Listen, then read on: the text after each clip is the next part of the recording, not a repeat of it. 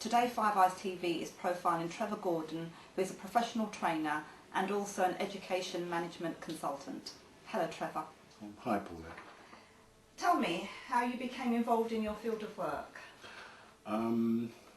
It's happened by accident really. I was in education, post-16 education, and I had equality and diversity as my brief to deliver, and it went on from there. However, I didn't plan on becoming a equality and diversity consultant. I actually wanted to go all the way up management and become a principal at a college, but I got to vice principalship and my bubble burst, and then I decided you know, to take a leap of faith and to set a company up that trains and teaches in the main post-16 staff about equality and diversity. And you know, I've been fortunate enough, it's worked reasonably well. Oh, that's good, because one of my questions was going to ask you, how did you become involved in equality and diversity? Right. I fell into it in a way. It wasn't something that I planned to do, but it seemed a natural progression in terms of work in relation to where I was coming from and my background and where I grew up and the people I grew up with, and a lot of the injustices that I myself went through and my friends went through when we were young. And you know, at the time there was a demand, and I just decided to develop a particular expertise around inequality, and it's just developed on ever since. Yeah.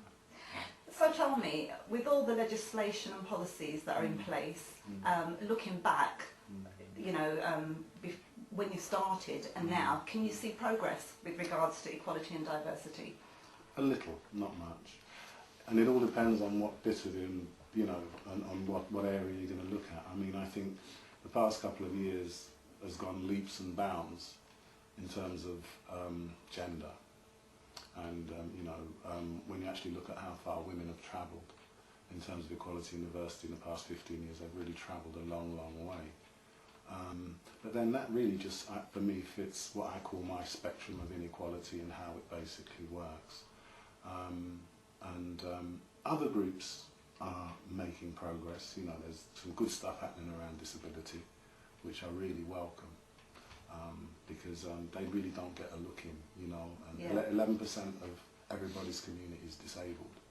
You know, I have a daughter, I bless God, her disability is invisible, but you know, I'm always conscious of that, and I'm constantly seeing ethnic minority disabled people, and they're telling me their worst problem is their own people. So, you know, we've got, for me, you know, we need to, progress has been made, but we could be making more progress in certain areas. We could be looking more specifically at some equality issues that people face. You know, I believe that being a Jamaican brings discrimination, not just being black, but being a Jamaican. Yeah. So, you know, once we actually start to break it down a bit, and really begin to understand some of the prejudices, then I think we'll begin some progress. But we're just going to lump everybody together, you know, and assume that all ethnic minorities suffer the same oppression, then I think you're going to miss the plot, you know. Okay. You're involved with excluded young people. Please tell me how you got involved. How did I get involved with exclusions? Yeah. It's ironic, really. A woman called Mrs. Dellop had a son called Michael, and I met Mrs. Dellop through my wife, big woman, and Michael was bad boy. And I went and did, I was asked to do some Black History sessions by Croydon Council with some young people, and I agreed, but it was a difficult one because the way I do Black History ain't the way a lot of white people would like it. It's, you know, it's heavy stuff. So anyway, I agreed to do a 10-week course, and Michael was one of the excluded youths who was on the course. I got to know his mum, and it was a wonderful course. You know, there were 12 youths, 11 of them ended up going back into school. Excellent. And it was a fantastic course. Michael, as a result of that, I got to know Michael and his family, and it just went on from there, just working with these excluded youth.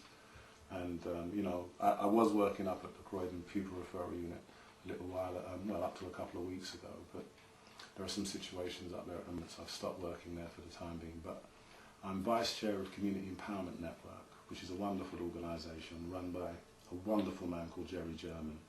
And that organisation does nothing but advocate for excluded pupils. So pupils who are excluded from school, particularly ethnic minority, but we'll take any pupil who's thrown out of school because we don't believe they should be thrown out of school. You know, kids, any system that throws a child out of school is a system that has admitted that it's failed with its children. And how can you fail with your children?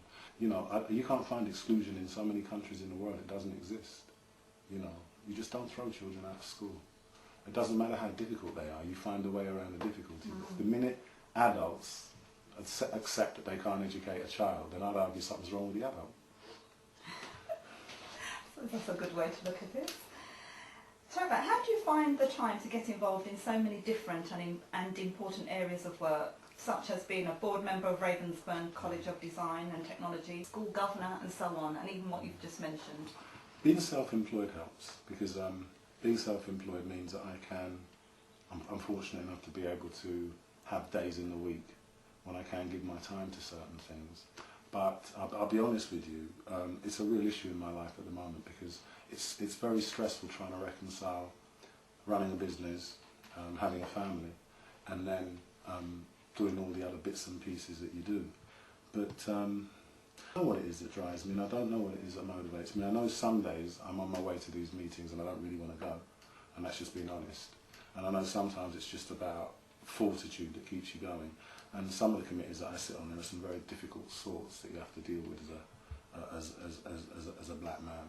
So, you know, it's not easy, and some days I get well frustrated because I just don't have any time for myself. I've got to learn to say no, and that's what I'm working on. But also you must be good at time management.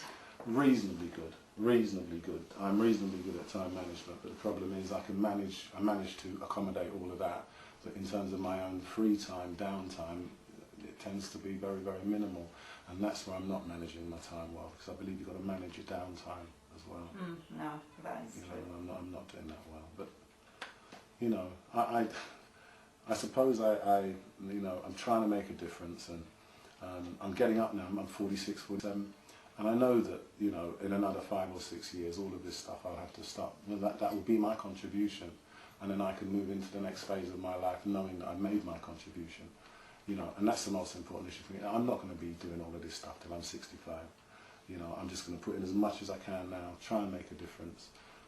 Because by the time I get, you know, mid-50s, I really won't be doing all of this stuff. You know, I want to write and chill and you know, so give it now. I was going to say, even if you're difference in one person's life, that is still a great achievement. That's what I personally believe. I mean, you know, if one person's life is changed by your actions, one person interacts with 50,000 other people over the course of a lifetime. So, you know, that's what I believe. I don't believe in quantity. You know, I believe in equality. You know, I believe in the quality of everybody's life. You know, and you can't measure that. Right. What or who inspired you? What or who inspired me? My friends that I grew up with gave me a lot of inspiration. You know, sometimes you don't acknowledge it, but you know, they gave me a lot of inspiration coming up. You know, supporting me when I was coming up and stuff. So my friends, you know, many of whom you don't see often now, but they influenced your life. You know, one or two teachers, a couple of teachers, one teacher in particular who was, well, two teachers in particular who were quite influential, one at primary, one at secondary. And the people that have really influenced my life are people who most people haven't heard of. And they're black writers, they're black historians, they're black scientists. The people who really influenced my life are people that I want more of our people to know about. Chenka Enter Diop should be a household name. You know, as should Dr. Heinrich Clark, you know, as should Oba Tashaka, as should Marimba Imi. All of these are contemporary black people, people of African origin alive now, who have researched who we are and what we are. And if I have to say the greatest influence in my life, it is a whole group of people who have studied and written and allowed me to know who I am. The biggest influence in my life at the moment is my, you know, Lord and Saviour Jesus Christ, you know, through whom all things are possible, because what a lot of us need to understand is that when you do your history and when you know yourself, and when you go back to Kemet, and when you understand who you are and what you are, the greatness of the person that you are, the being that you are, why you are here, you do a full circle and you come right back to Jesus. You know, and that's you know, to me that's also one of the biggest the biggest influence in my life now. You know, trying to live a clean life, trying to live a godly life, and it's not easy. I'm a rough diamond, and you know, I got loads of faults, but you know, I got a God who takes me as I am. I was going to say nobody's perfect. Absolutely, you know. So yeah, in terms of influences, friends, black writers, historians, and Jesus. Okay, what do you consider your biggest achievement? What do I consider my biggest achievement?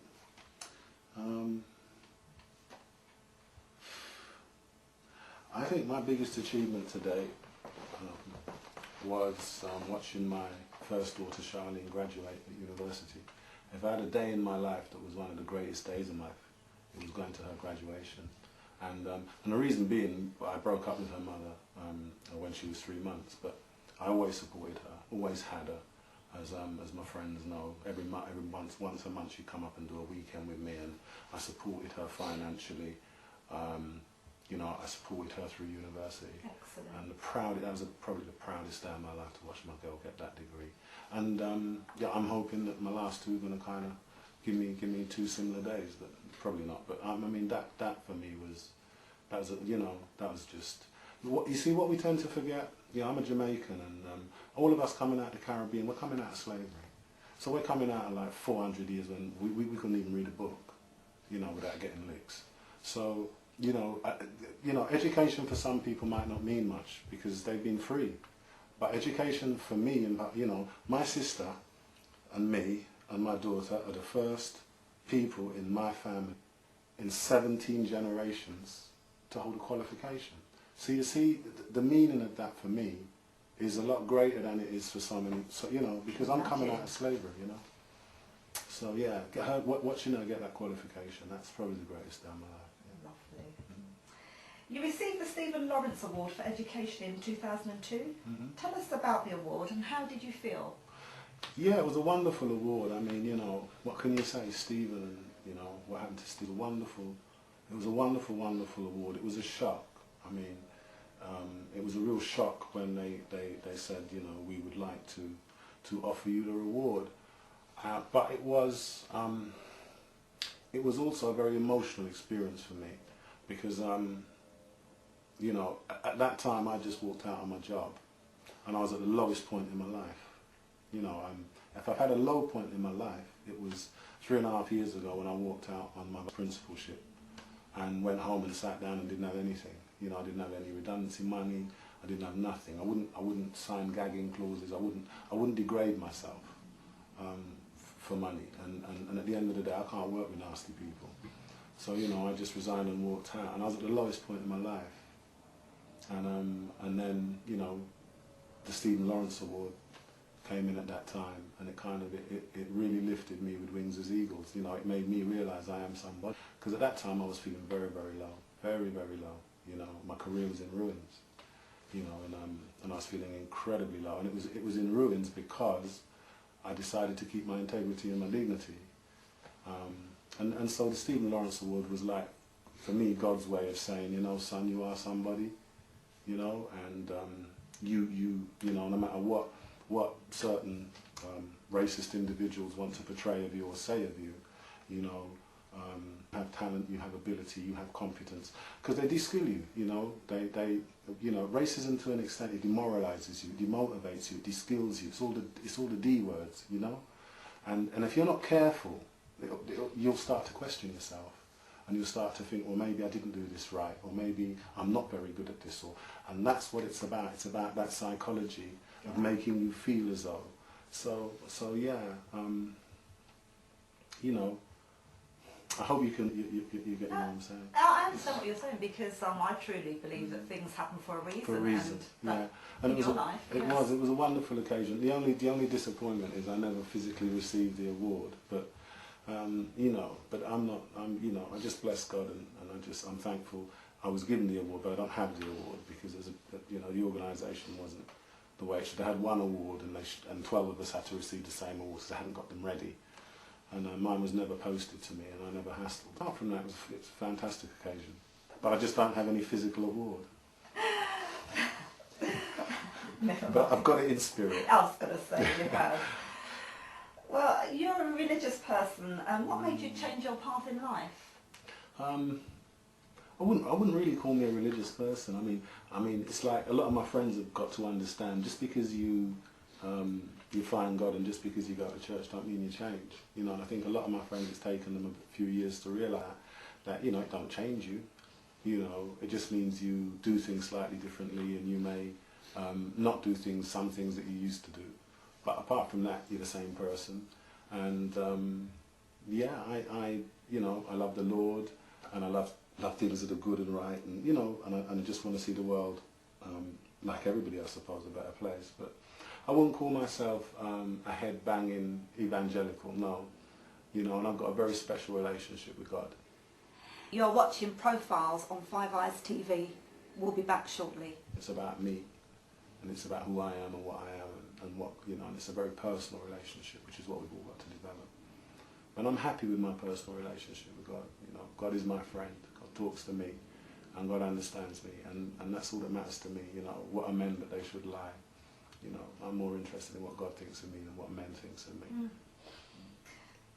Trevor, how would your friends describe you? How my friends, some would describe me as fairly outgoing. Some would describe me as fastidious in terms of my dress and, you know, how I present myself. Some who haven't forgiven me from the older days would have called me a gallus. You know, some would have called me a drug dealer. I mean, you know, it's just what you knew of Trevor Appleton's life, and whether or not you've decided to move on as Trevor has.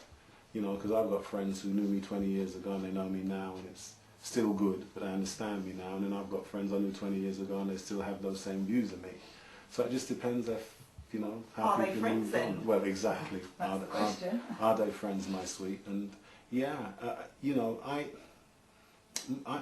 most people like me because I'm very genuine. I wear my heart on my sleeve, and I've got the sort of face I can't lie. Mm. You know, my face. You know, and you look in my face, and if I say something, you will see the sincerity. And it's been like that ever since I was a little boy, as my friends will tell you. And I think that's part and parcel of my problem as well. You know what I mean? I'm very straight, and what you see is what you get, and I wear my heart on my sleeve. And a lot of people have told me that's a weakness, but you know what? God's told me it isn't, so I'm happy with that. Trevor, you do so many things in your life. How do you relax? And when do you find relax? Yeah, you know, at home occasionally I get to kick back and you know, watch my big TV and relax. And I like to travel when I get the opportunity. And so I try and squeeze as much of that in as well, because to me, this is what I want to do at this stage in life. I want to travel, I want to see a bit of the world, because it's a beautiful world. There's so many cultures and so many different bits of it to see. And even if you were blessed to be able to travel non-stop, you still would never see all of it. Mm. So, you know, I mean, I don't particularly swim with dolphins or climb Mount Everest, because, you know, that's the sort of things Europeans want to do. But there are many things that I would like to see and do, you know, and that to me, travelling is the best education outside of sitting down with a book that you can get. Yeah, no, I totally agree. On a lighter note, Trevor, what kind of music do you listen to? I grew up in the era of Truth and Rights, you know, Dennis Gregory Isaacs, Abyssinians, you know, Bob Marley. I grew up in that time, so I love that kind of music. That to me is reggae music, you know, and the DJ music. And I got no problem with a little of the bishy bashy, and I got no problem with, you know, R&B, and I got no problem. The only problem I got with the music now, I mean, I listen to a full spectrum of music. The only problem I got with the music now is some of the content don't really sit good with me. You know, because I believe music should be leaving things to your imagination, you know. Once it gets explicit, it takes the beauty out. Are you with me? Yeah. And I think the beauty of music is it's subtle. And a lot of the music today just isn't subtle. It just smashes you in the face. Talking about hip hop. Yeah, it just beats you up. It doesn't leave any room for the imagination.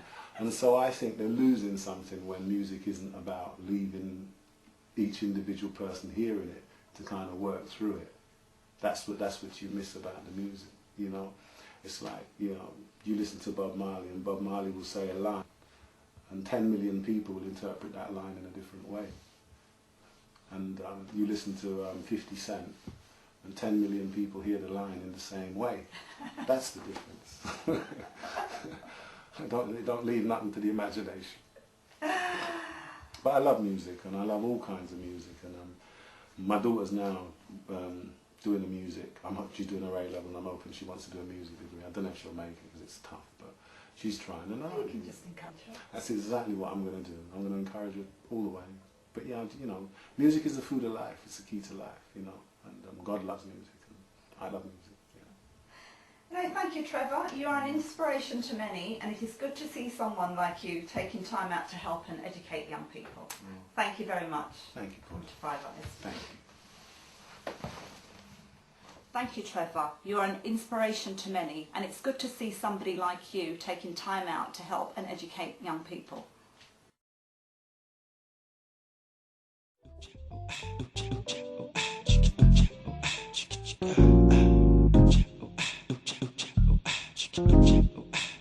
Yeah.